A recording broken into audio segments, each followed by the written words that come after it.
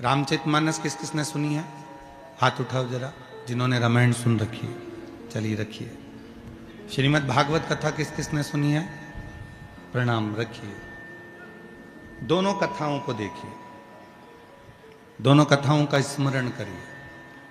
भगवान श्री राम जी महाराज का प्रागट्य होता है माता कौशल्या जी के गर्भ से। समय आने पर भगवान शंकर राम जी का दर्शन करने के लिए आते हैं। सुनिए ना कथा सबने, जम के तो बोलो जरा, ठीक है। अब जो रामचरितमानस में हुआ कि भगवान राम जी का प्रागट्य हुआ और भगवान भोलेनाथ, भगवान शिव राम जी का दर्शन करने के लिए राम जी के दरवाजे पर, राम जी के द्वार पर, कौशल्या जी के दरवाजे पर गए दर्शन किया। और कौशल्या माता ने राम जी के स्वरूप का दर्शन भगवान शंकर जी को कराया।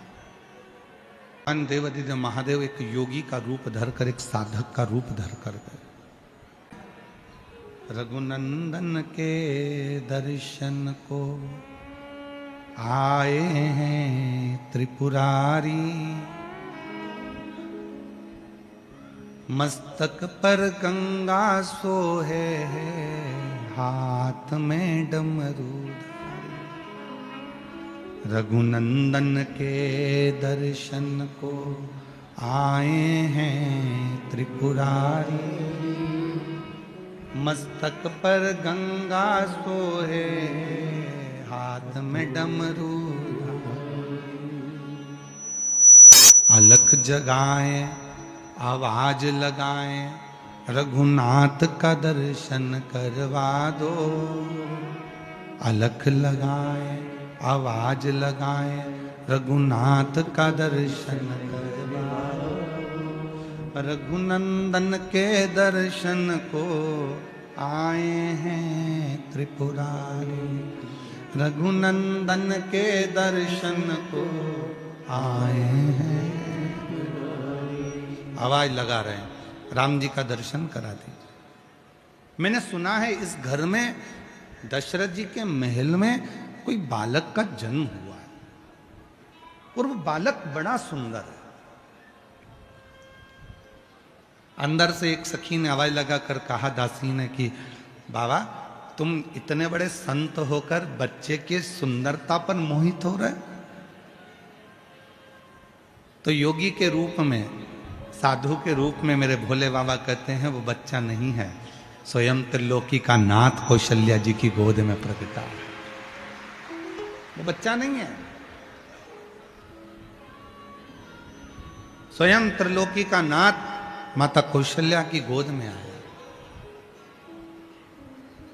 रघुनंदन के दर्शन को आए हैं त्रिपुरारी, रघुनंदन के दर्शन आए हैं त्रिपुरारी। ये कोई साधारण सा बालक नहीं है जिसका मैं दर्शन मांग रहा हूं। ये कोई साधारण सा बालक नहीं है जिसके लिए मैं आवाज लगा रहा हूं।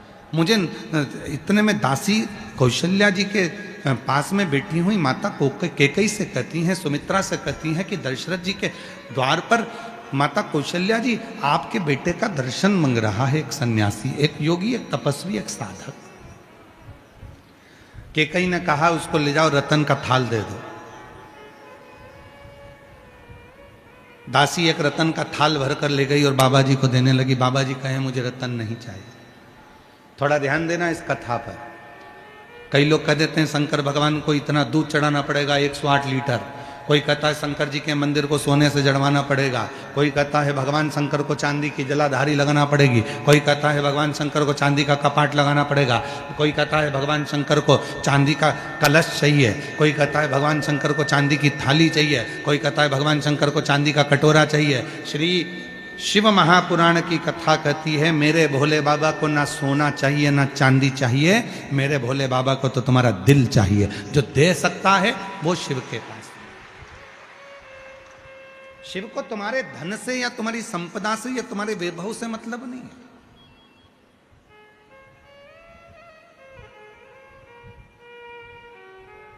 भगवान शंकर को तुम्हारे धन या दौलत से मतलब नहीं है। भगवान शंकर को तुम्हारे संपदा से मतलब नहीं है।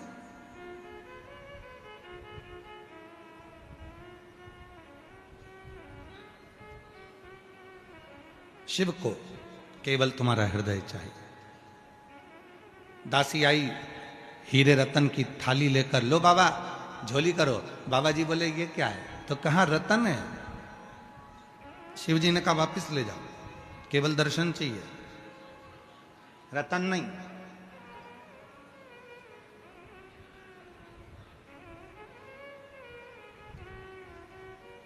रतन से दर्शन नहीं हो सकते। वो था त्रेता युग जिसमें रतन से दर्शन नहीं होते थे, और आज है कलयुग जिसमें बिना दौलत के तो मंदिर में भी जल्दी दर्शन नहीं होते, पैसा दोगे तो बैठ पाओगे। हमें रतन नहीं चाहिए। पहले का समय था त्रेता युग जिसमें रतन से भगवान का दर्शन नहीं चाहिए। हमें केवल दिल से जाकर तो बोलो कौशल्या जी से कि दरवाजे पर योगी आया है, सन्यासी आया है, तपस्वी आया है, साधक आया है, उपासक आया है। इतने में दासी ने कहा, हमने कहा तो ये रतन किसने भेजे? तो ये माता कैकेयी ने भेजे। कौशल्या जी से कहो। फिर खबर गई माता सुमित्रा जी के कानों में, तो सुमित्रा जी ने कहा एक काम करो, अंबर पीतांबर लेकर जाओ, थोड़ा सा सुंदर सोना भरकर सोने की अशर्फियां ले जाओ, हमारे घर में बेटे जन्मे, दे दो बाबा जी को। बाबा जी के पास पहुंचे, बाबा ये सोना, तो ये किसने भेजा? थे सुमित्रा जी ने भेजा। ना ना नहीं चाहिए, आप तो कौशल्या जी से कहो। तब माता कौशल्या जी के पास में खबर गई, और मां कौशल्या जी के पास में खबर जाती है। कौशल्या जी के पास में खबर गई, और माता कौशल्या जी ने कहा क्या बात है? तो कहा कि दरवाजे पर एक बाबा आया है, न धन चाहिए न दौलत चाहिए, सब कुछ देकर देख लिया, बस राम का दर्शन चाहिए, राम का दर्शन।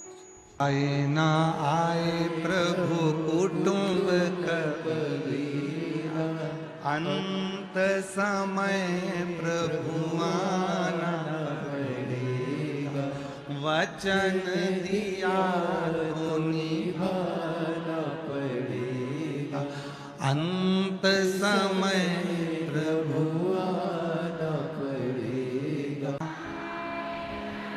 कुटुंब कबीरा, अंत समय प्रभु वचन दिया। यही शाबर मंत्र है जिसको बार बार दोहराया जाता है, यही शाबर मंत्र है। भले वो भजन की लाइन क्यों ना हो, कभी मंत्र के रूप में उसको पुकारा करो। आओ, मुझे रतन नहीं, मुझे माणिक नहीं, मुझे सोना नहीं, मुझे चांदी नहीं, मुझे हीरा पन्ना नहीं, मुझे राम का दर्शन करो। ठीक है, कौशल्या जी के पास सूचना गई, माता कौशल्या जी ने राम जी का दर्शन कराया, शिव जी को दर्शन कराया। कौशल्या जी ने राम जी का दर्शन कराया, राम जी को वापिस कौशल्या मैया ले गई। अब कौशल्या मैया शिव जी के आगे हाथ जोड़कर बैठ गई। बहुत सावधानी की कथा है आज की, थोड़ा ध्यान लगाकर सुनना। हो सकता है इस कथा से कई लोगों को हो सकता है कि थोड़ा बुरा भी लग जाए, पर कहने में पीछे नहीं हटेंगे। ध्यान देना, शिव जी के सामने कौशल्या मैया हाथ जोड़कर बैठकर कहती हैं, मेरे बच्चे का भाग्य बता दो, उसका किस्मत कैसी है। मेरे बेटे का भाग्य बता दो कि उसकी किस्मत कैसी है।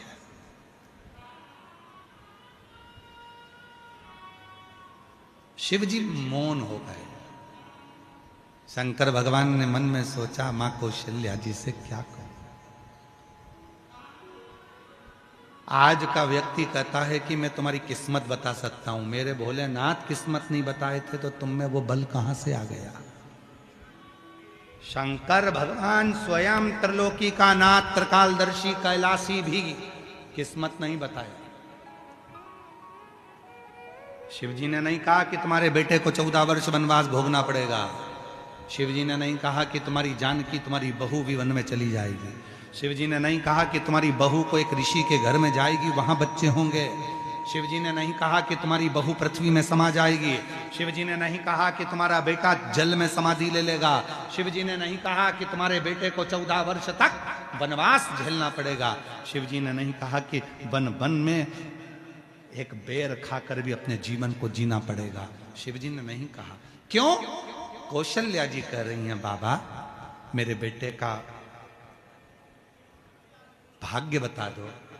शिव जी ने जो बात कही, आज के मनुष्य को, आज के बेटा बेटी को वो धारण करना है अपनी बुद्धि।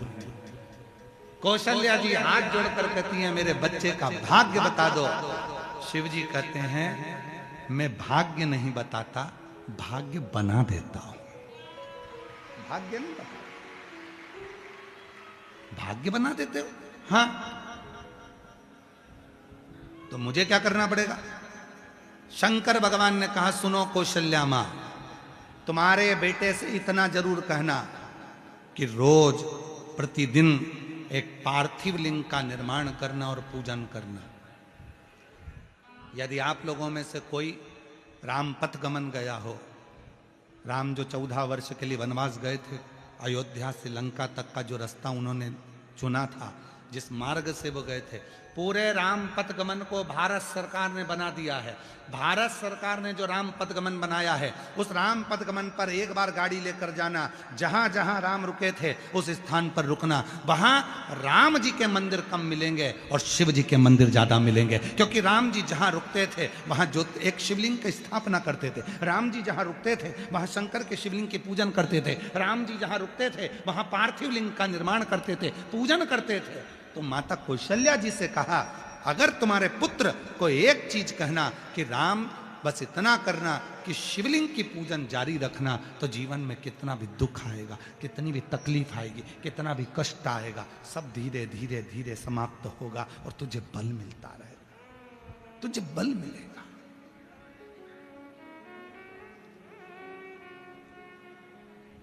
क्या देती है शिव पुराण? सबसे पहले भगवान शंकर अपने भक्त को बहुत बहुत बल प्रदान करते हैं, उसको धैर्य प्रदान करते हैं कि कोई कुछ बोलेगा तो धैर्यता रखना, कोई कुछ हो जाए तो धैर्यता रखना, थोड़ा बल अपने अंदर रखना, धैर्यता अपने अंदर रखना। ये शिव देते हैं, ये शंकर देते हैं, ये शिव प्रदान करते बल। कौशल्या जी से कह दिया, मैं भाग्य नहीं बता सकता, पर बताओ, मेरे देव अधिदेव महादेव भगवान स्वयं दशरथ जी के यहाँ जाकर मना कर देते हैं कि मैं भाग्य नहीं बताता। आज का व्यक्ति ऐसा पैदा हो गया संसार में, कलिकाल में इतने सारे लोग पैदा हो गए कि तुम्हारा भाग्य बता देते हैं, तुम्हारा भविष्य बता देते हैं, तुम्हारे जीवन की रेखा बता देते हैं। लोग कह देते हैं, लाओ मैं बहुत बड़ा आचार्य हूं, मैं तुम्हारा हाथ देखकर बताऊंगा, लाओ मैं पत्रिका देखकर बताऊंगा तुम्हारे जीवन में कितना दुख है, लाओ मैं बताऊंगा तुम्हारे जीवन में कितना कष्ट है, लाओ मैं ये बताऊंगा तुम्हारे जीवन में कितनी तकलीफें हैं। ना, शिव महापुराण की कथा कहती है, भगवान शंकर ने जन्म मरण परण ये 3 ऐसे हैं जो शिव जी ने अपने पास में रखा है। जन्म कब होगा, कहाँ होगा, कैसे होगा, शिव जानते हैं। मरोगे कैसे, कब मरोगे, कैसे मरोगे, कहाँ जाकर मरोगे, ये शिव ने अपने पास रखा। परणा, शादी, तुम्हारे लिए कितने भी लड़के देख लिए जाएं, तुम्हारे लिए कितनी भी लड़की देख ली जाए, पर जो शंकर जी को जिसके साथ तुम्हारा संबंध बांधना है वही मिलेगी और वही मिलेगा।